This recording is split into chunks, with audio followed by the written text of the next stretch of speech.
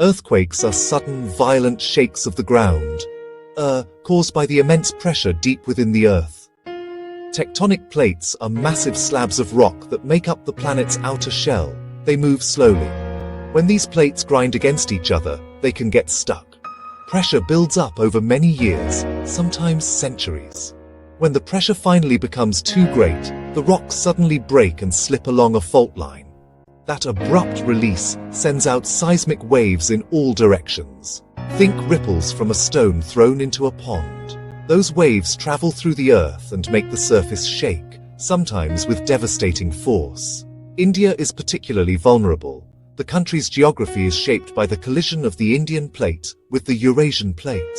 That tectonic crash created the Himalayan mountain range, one of the most seismically active regions in the world. Large parts of India are classified as high risk.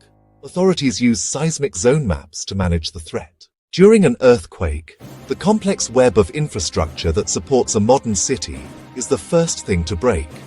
The most immediate and visible failures occur in buildings. Structures not designed to withstand lateral or sideways shaking are extremely vulnerable. Unreinforced brick walls can crack and crumble within seconds. Unreinforced concrete block walls can crack and crumble within seconds. Vertical supports, such as columns, can buckle under stress. Columns buckling can cause a catastrophic pancake collapse, floors fall one on top of another. This is particularly deadly leaves. Few survivable voids makes rescue operations extremely difficult. In dense urban areas, one collapse can trigger neighbors to fall, creating a cascade of destruction. The earthquake that struck the Kutch district of Gujarat on January 26, 2001, serves as a powerful and sobering case study. With a magnitude of 7.7, the quake unleashed immense destructive force with its epicenter near the town of Bhuj. The city and surrounding areas were devastated. The shaking reduced thousands of buildings to rubble, including multi-story apartment blocks, hospitals, schools. The official death toll exceeded 20,000 people, with hundreds of thousands more left injured and homeless. The damage was a direct result of widespread roads. Roads were fractured and blocked by debris, preventing aid from reaching the city for crucial hours and days. However, the story of Bhuj is also one of remarkable recovery. New codes, wider roads, safer public spaces, and reconstruction that built back better. The core principle of earthquake-resistant design is not to create a building that will be completely undamaged, but to create one that will not collapse and will protect the lives of the people inside. Engineers have developed several ingenious methods to achieve this goal. One of the most effective techniques is known as base isolation. In this system, the building's foundation is separated from the ground by flexible bearings or pads made from layers of steel and rubber. When an earthquake occurs, the ground can move violently back and forth, but these isolators absorb much of the seismic energy. The building above sways gently instead of shaking destructively. This is like putting the building on roller skates to let the ground move beneath it without transferring the full force.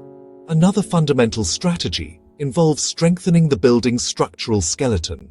This is often done using shear walls, which are very stiff vertical walls made of reinforced concrete. These walls are strategically placed within a building's layout to brace it against the horizontal forces of an earthquake. They act like the hard spine of the structure, preventing it from twisting or deforming dangerously during a tremor. In addition to shear walls, engineers design buildings with ductile frames made of steel or specially reinforced concrete. Ductility is the ability of a material to bend and stretch without breaking. Retrofitting older buildings, adding braces, column jackets, and wall ties is essential to reduce risk. Creating earthquake-resilient cities requires a two-pronged approach that combines decisive action by authorities with proactive preparation by citizens. For city and state governments, the first step is the strict enforcement of seismic building codes, inspections, accountability. For older, vulnerable buildings, cities must develop and fund large-scale retrofitting programs, prioritize hospitals, schools, fire stations, Urban planners should use seismic risk maps to guide land use decisions. Restrict unstable slopes and liquefaction zones. Create more open green spaces for safe assembly points.